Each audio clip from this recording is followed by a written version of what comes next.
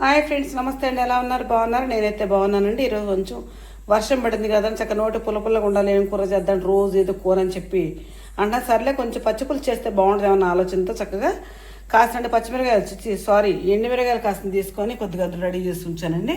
కొద్దిగా ఆయిల్ వేసుకొని అటు వేయించుకోవాలి. ఇది కూడా కాస్తంత చింతపండు చక్క చిన్న చిన్న ముక్కలుగా చేసేసి గిన్నెలో వేసి వాటర్ పోద్దాం. ఇందులో ఉల్లిపాయలు తీసుకొని చక్క చిన్న చిన్న ముక్కలుగా కోసాను. ఫస్ట్గా ఏం చేద్దామంటే ఎండుమిరకాయలు కొంచెం నూనె వేసి ఏం చేద్దామండి. నెక్స్ట్ వచ్చేసి చింతపండులో కొంచెం వాటర్ పోసేసుకుందాం.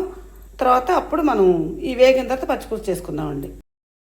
ఇది కొంచెం ఎండుమిరకాయ కొద్దిగా నూనె వేసి వేపానండి. కొద్దిగా అంటే ఒకటి నల్లగా వచ్చేసింది కదండి, కొంచెం ఘాటు వచ్చేసింది. ఆయిల్ కొద్దిగా వేసాను కదండి, ఘాటు వచ్చింది. ఇది కూడా ఇందులో కొద్దిగా పసుపు వేస్తానండి ఫస్ట్ కానీ.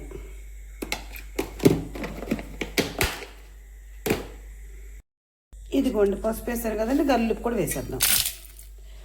ఇప్పుడు దీన్ని మన చేతులతో గట్టిగా ఈ విధంగా నలిపేసినట్టు పిసికేసాలని అవుతారని చెప్పి నేను నలిపేయాలని చెప్తాను. ఈ విధంగా నలుపుకోవడం మొత్తంగా పసుపు గల్లుప్పు మిరపకాయలు బాగా నలపాలండి ఫస్ట్.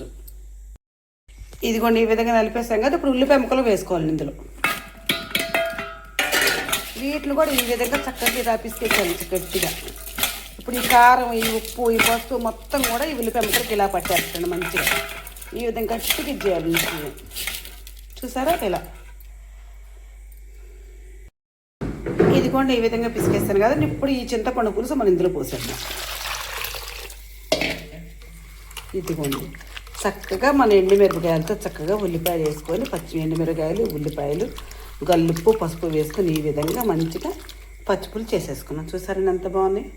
పచ్చిపులుసుకు చరిత్ర ఉందండి. అత్తారింటి కలుడు వెళ్తే ఏం కూర వేసి పెడతాను మీ అల్లుడి కంటే మాంసం కూర వేసి పెట్టి పచ్చిపులుసు పోసి పెట్టాను అందండి నాకు దగ్గర దేవతం. ఇది మా నాన్నమ్మ అనేదండి ఇప్పుడు. చూసారండి ఎలా ఉంది మన పచ్చిపులుసు. బాగుందా? చేయడం బాగుంటే నాకు ఒక లైక్ ఇచ్చేయండి. Please subscribe.